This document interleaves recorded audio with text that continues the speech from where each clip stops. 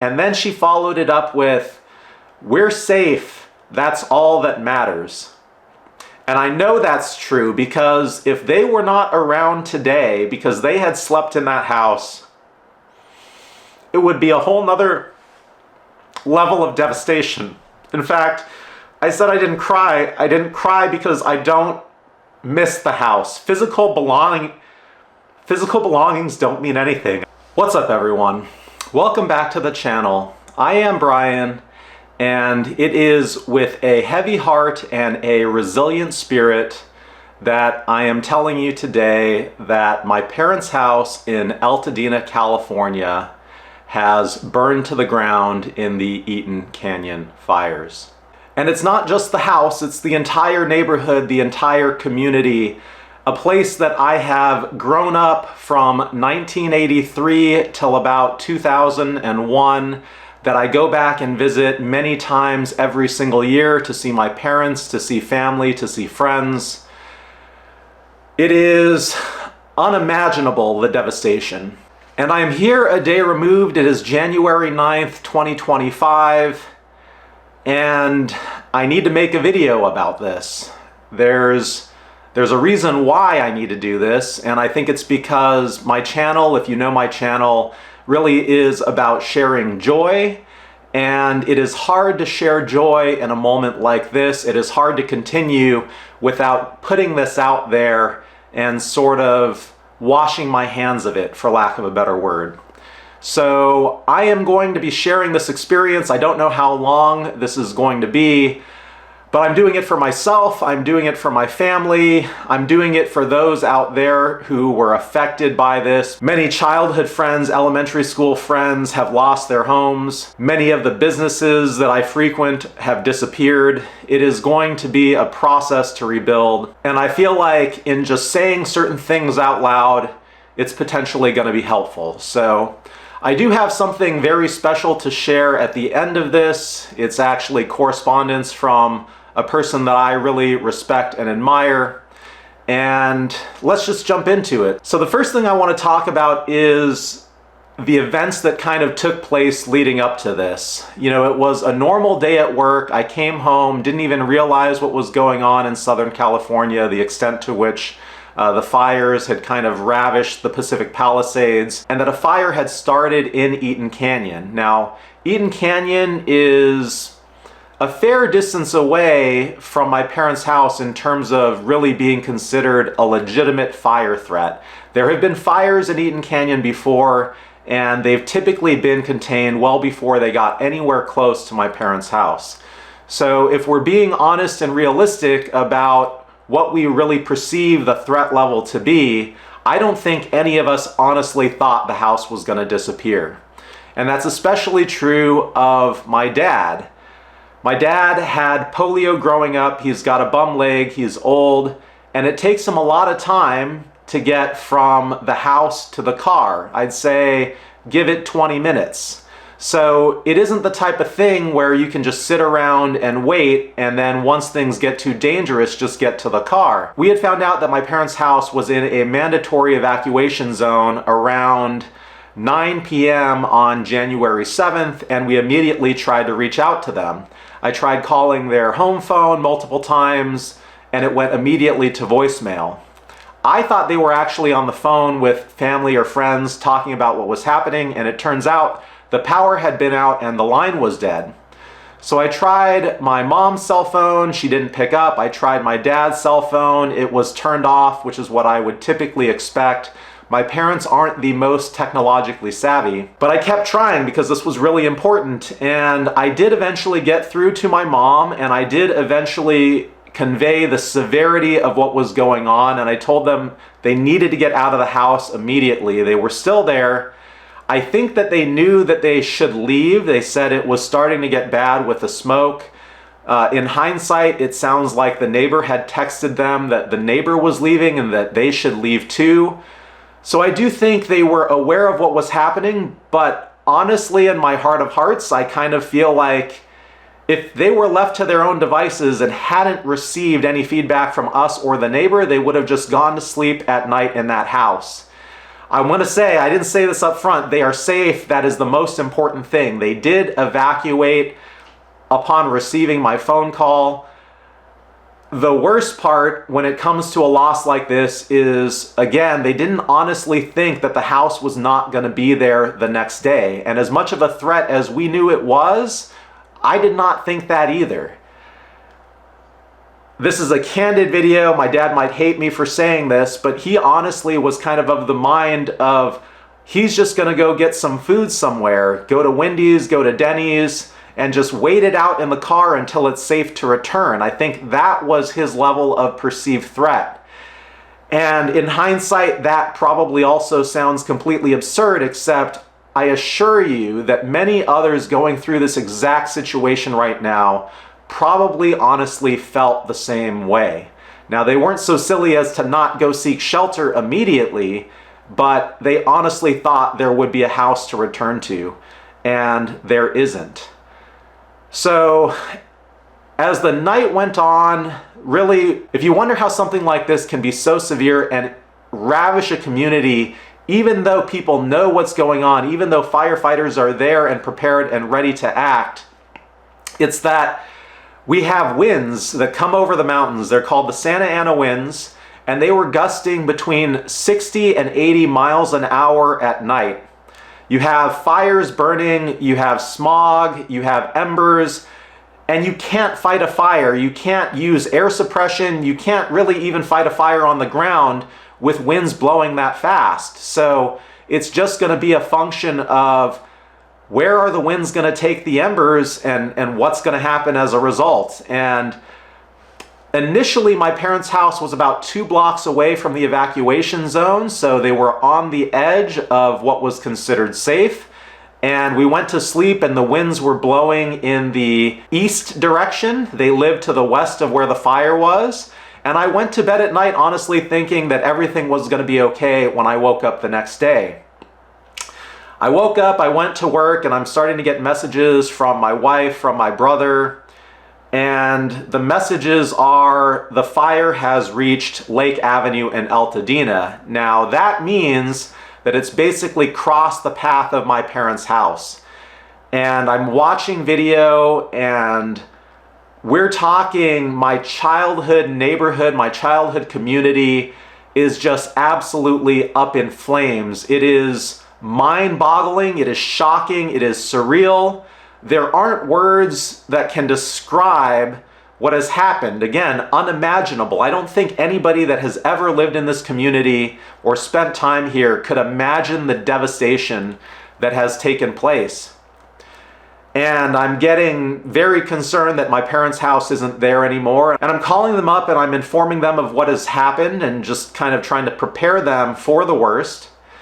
And about a half hour later, my brother tells me that on the news he sees a house that looks like it's about 3 doors down from our house, and it is engulfed in flames.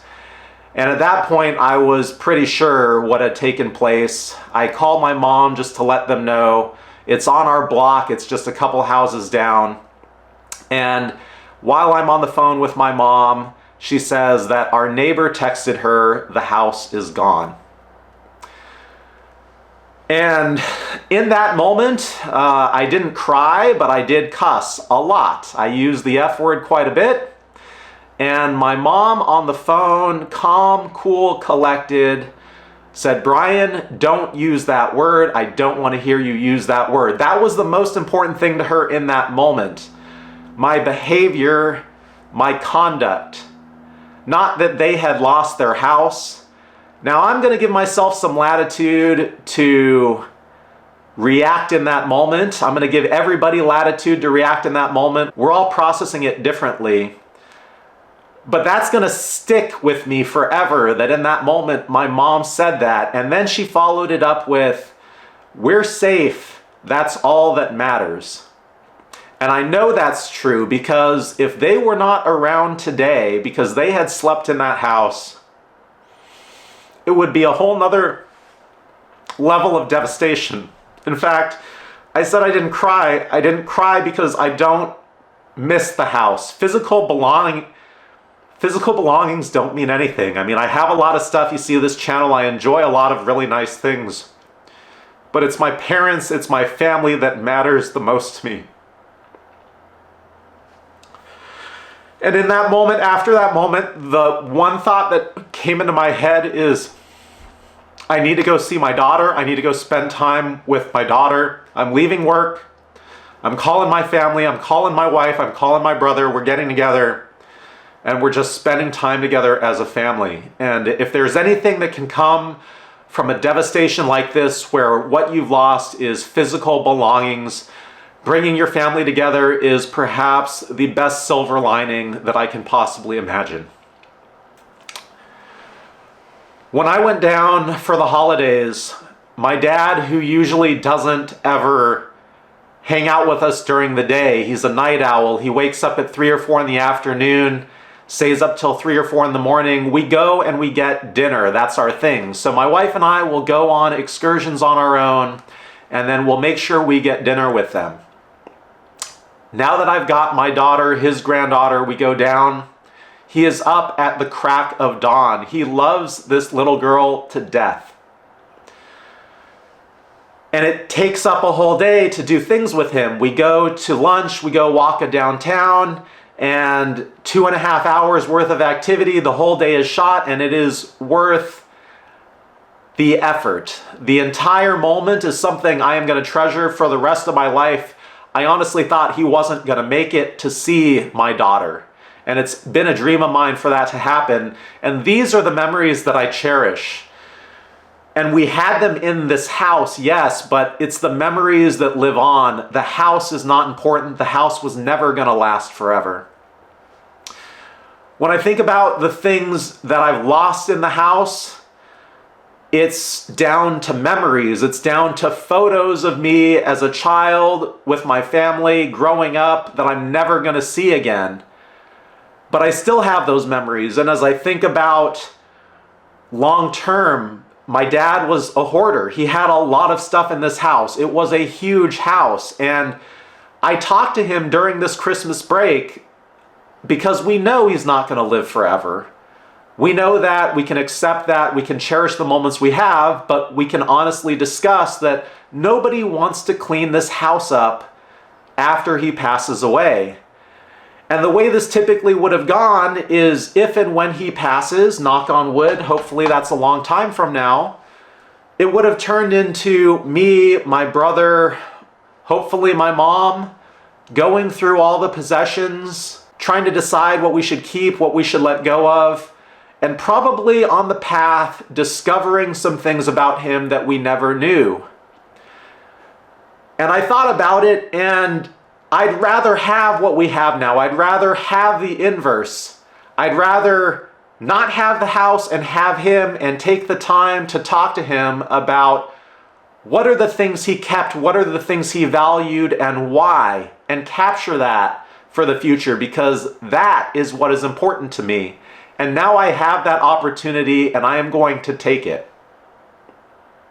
So this is a devastating loss for sure. I process things, I believe, a bit differently than most. In part, that is largely based on a background that I often keep private. I tend to invest very heavily in high-risk, high-reward spaces. Technological innovation, biotech is a favorite of mine, and one of the traumas that I've talked about on this channel before happened when I was 25 years old. I had about $200,000 that I had invested, and I lost $100,000 one night and the other $100,000 the very next day. And at the time, that was absolutely devastating. And the real story around this ended up being the largest hedge fund related insider trading scandal in American history, and the premise for the first season of the television show Billions.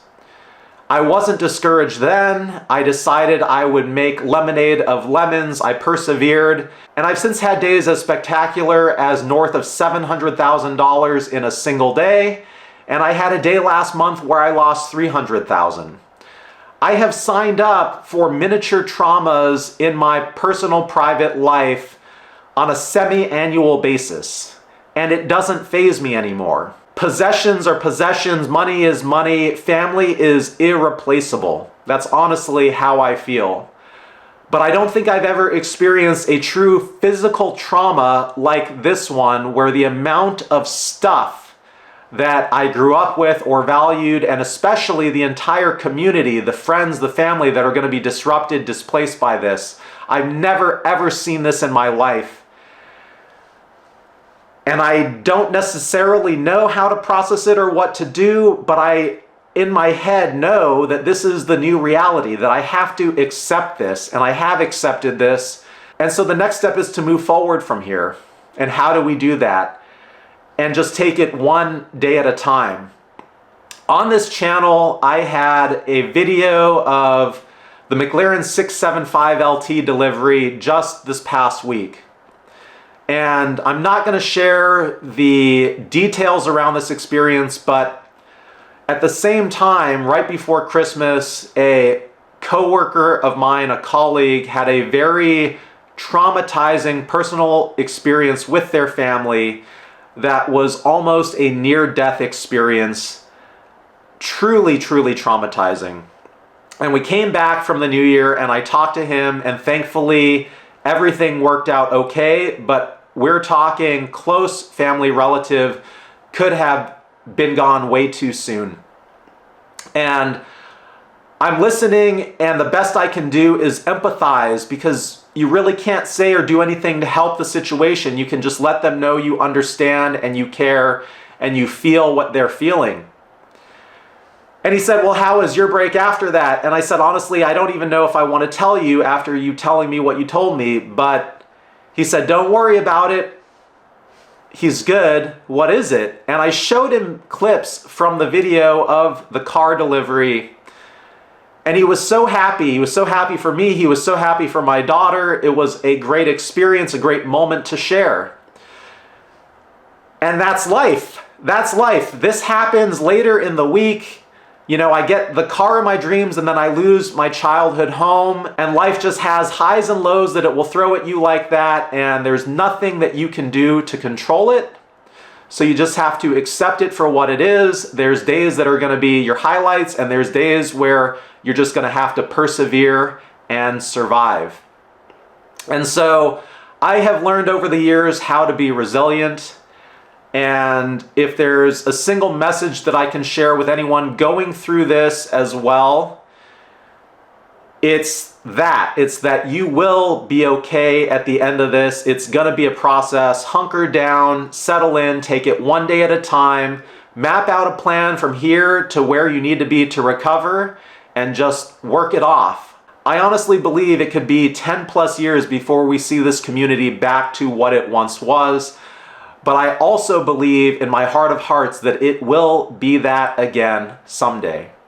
In the aftermath of this, the thoughts that go through your head, who do you share this with? Do I make a video like this? Do I share this publicly? Do I put it on Facebook? Do I just call close friends and family? Who do I value in my life? Who do I trust with this information? I called my best friend Dennis. I called my mom. I called my dad. I called my brother, my wife. I let all of my close coworkers that I work with on a daily basis know, because they need to know why I'm not going to be there. And I also reached out to the CEO of a company that I've been invested in for the better part of 15 years. And I'm going to share some of that correspondence with you. I'm going to keep the names and company private. I ask that you respect that privacy. I normally would never share something like this, but the correspondence was so uplifting and encouraging that I feel like sharing it with you here is valuable. And this is coming from a person that I really do have, again, a lot of respect and admiration for. So let me share that correspondence now. My email to him, some of this is redacted and modified slightly, but you're going to get the context. This is not your problem, but I felt compelled to let you know, just because of all that we've collectively been through and what this is going to mean for me at this time. My parents' house and childhood home in Altadena burned to the ground today in the Eaton Canyon fire in Southern California. Thankfully, and most importantly, my parents are safe. They have lost everything. They only have my mom's cell phone, their car, and a scooter for my dad, who was disabled from a bout with polio when he was a kid. We don't necessarily know what we do to move forward from here, but as you can maybe imagine, I'm quick to process this new reality and think about what comes next. Days like today are surreal. You question life. What is important? What is it all for? My answers through the carnage remains the people, the journey. We do because we can. We remain resilient. Biotech investing teaches life lessons. I have no ask other than your stewardship of this company at this time is now more important to me than ever. Godspeed. And I received a response, a very timely, prompt, thoughtful, and encouraging response, and it really did improve my outlook on the situation, so I'm hoping it does the same for those of you out there. Dear Brian, thank you for sharing. That is awful. I have been listening to the BBC today, shocked at the apocalyptic rage of the fires and wondering at the destruction of lives and histories that were taken in the blaze. Your story makes it real and personal. Your poor parents. I can only imagine the security and safety they had imagined for their years ahead, now gone in an instant. And for you, that the place you grew up in has disappeared with all your memories and attachments. I am glad they are safe and hope you can get to them soon to help them through this. And yet your family will survive. The resilience of the human spirit is remarkable, and they are lucky to have you help them through this. As I left the office yesterday, I received your Christmas card and propped it up at the front of my desk to remind me of the people that invest, that choose to invest, in us, our families, with choices and responsibilities. Although I have to admit, I prefer that cheeky photo on the back. My responsibility just grew. You are right, it is about the journey. The destination is what we speak of.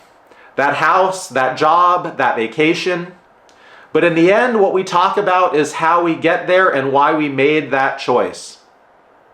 You now have a new journey to go on, and frankly, like us at times, no other choice. It is what it is, and now you need to take a moment, breathe, and get on with your family's life in the best way you can. They depend on your drive and calmness and the humanity that you have showed me on many occasions. And you will get through this. There is no other option. And we will succeed and know we will be part of it. My wife and I send our love and best wishes to you all. To the person who sent that to me, thank you. You know how much it means to me. I sincerely appreciate it.